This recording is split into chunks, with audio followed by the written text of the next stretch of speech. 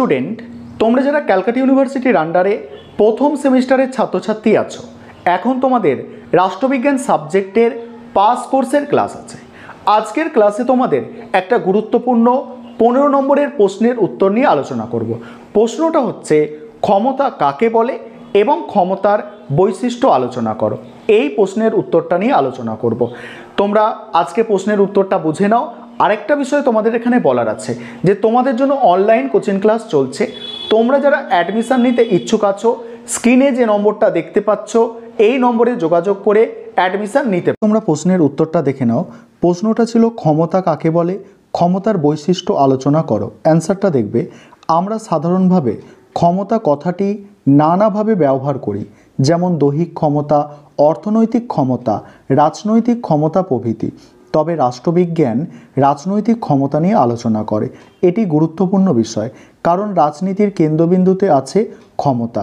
German সমাজবিজ্ঞানী max weber যথার্থই বলেছেন, রাজনৈতিক দলগুলি ক্ষমতার দুর্গে বাস করতে চায়। অধ্যাপক মর্গেনথাউ বলেছেন, শুধু জাতীয় ক্ষেত্রে নয়, আন্তর্জাতিক ক্ষেত্রেও ক্ষমতার লড়াই চলছে। এবার দেখো, ক্ষমতা সম্পর্কে ধারণা গুরুত্বপূর্ণ বিষয় হলেও ক্ষমতা সম্পর্কে সর্বজনীন সংজ্ঞা নেই।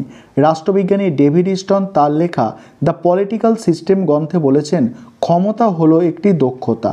এই দক্ষতা বলে কোনো ব্যক্তি বা গোষ্ঠী অপর কোনো ব্যক্তি বা গোষ্ঠীর কাজকর্মকে নিয়ন্ত্রণ করতে পারে, অর্থাৎ অপরের কাজকর্মের ওপর প্রভাব বিস্তার করার সামর্থ্যই হলো ক্ষমতা। অধ্যাপক ডেভিড ইস্টন বলেছেন, যে ব্যক্তির ক্ষমতা আছে সে শাস্তির ভয় দেখিয়ে অপরকে নিয়ন্ত্রণ করতে পারে, অর্থাৎ ক্ষমতার সঙ্গে শাস্তি দেবার ভীতি জড়িয়ে আছে। এই প্রসঙ্গে অধ্যাপক অ্যানালবল বলেছেন, দুদিক থেকে ভয় দেখানো যায়, একটি ইতিবাচক দিক, অন্যটি নেতিবাচক দিক। যার ক্ষমতা আছে সে বিশেষ সুযোগ সুবিধা দেবার প্রতিশ্রুতি দিয়ে অন্যকে নিয়ন্ত্রণ করতে পারে, এটি হলো ইতিবাচক দিক।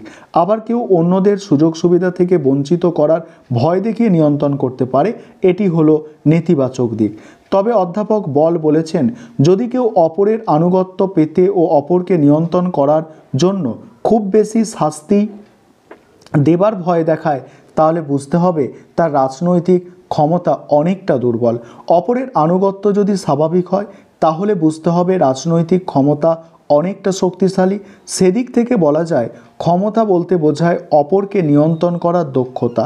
এই দক্ষতা বলে অপরকে সুযোগ সুবিধা দেওয়ার প্রতিশ্রুতি বা শাস্তি দেবার ভয় দেখিয়ে অপরের কার্যাবলীকে নিয়ন্ত্রণ করতে পারে। তারপর কি বলা হচ্ছে দেখো, ক্ষমতার বৈশিষ্ট্য।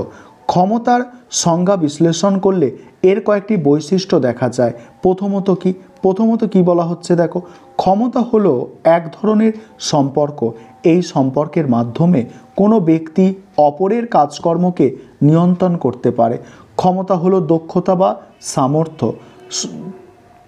সম্পর্কের ভিত্তিতে সামর্থ্যের সৃষ্টি হয়। দ্বিতীয়ত দেখো, ক্ষমতা হচ্ছে আচরণমূলক, কারণ ক্ষমতার প্রয়োগ করে কোনো ব্যক্তি অপর ব্যক্তির আচরণকে নিয়ন্ত্রণ করতে পারে। সেদিক থেকে বলা যায় ক্ষমতা আচরণমূলক। তৃতীয়ত দেখো, ক্ষমতা পরিমাপযোগ্য ও তুলনার যোগ্য, অর্থাৎ কে কতটা ব্যবহারিক ক্ষেত্রে ক্ষমতা প্রয়োগ করতে পারল তা পরিমাপ করা যায় এবং সেই পরিমাপের ভিত্তিতে তুলনা করা সম্ভব। উদাহরণ হিসাবে বলা যায়, একজন বিত্তবান ব্যক্তি তার অর্থ দিয়ে অপরকে নিয়ন্ত্রণ করতে পারে। আবার একজন বিদ্বান ব্যক্তি বিদ্যা ও পাণ্ডিত্যের ব্যবহার করে অপরের কার্যাবলীকে নিয়ন্ত্রণ করতে পারে। কে কতটা প্রভাব বিস্তার করলো তা তুলনামূলক আলোচনা করে দুজনের ক্ষমতার পরিমাপ ও তার তুলনা করা যায়। চতুর্থ কি বলা হচ্ছে, ক্ষমতা পরিস্থিতিমূলক।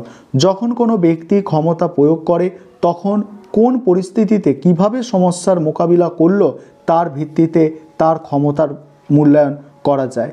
তারপর দেখো, মূল্যায়ন কি বলা হচ্ছে, ক্ষমতার বৈশিষ্ট্যের মধ্যে দেখা যায় ক্ষমতা হলো একটি সম্পর্ক, কিন্তু অধ্যাপক অ্যানালবল বলেছেন এই সম্পর্ক সবসময় সুস্পষ্ট নয়, পরিমাপযোগ্য নয়। উদাহরণ হিসাবে তিনি বলেছেন, ব্রিটিশ প্রধানমন্ত্রী যদি কোনো ক্যাবিনেট মন্ত্রীকে পদত্যাগ করতে বাধ্য করেন তাহলে বুঝতে হবে তার ক্ষমতা আছে। কিন্তু সেই মন্ত্রী যদি ব্যক্তিগত কারণে পদত্যাগ করেন এবং প্রধানমন্ত্রী তার পদত্যাগপত্র গ্রহণ করেন তাহলে প্রধানমন্ত্রীর ক্ষমতা এক্ষেত্রে পরিমাপ করা সম্ভব নয়। তার সত্ত্বেও অধ্যাপক অ্যানালবল ক্ষমতার বিশ্লেষণের ক্ষেত্রে পরিমাপ ও তুলনামূলক দৃষ্টিভঙ্গি গ্রহণ করা হয়।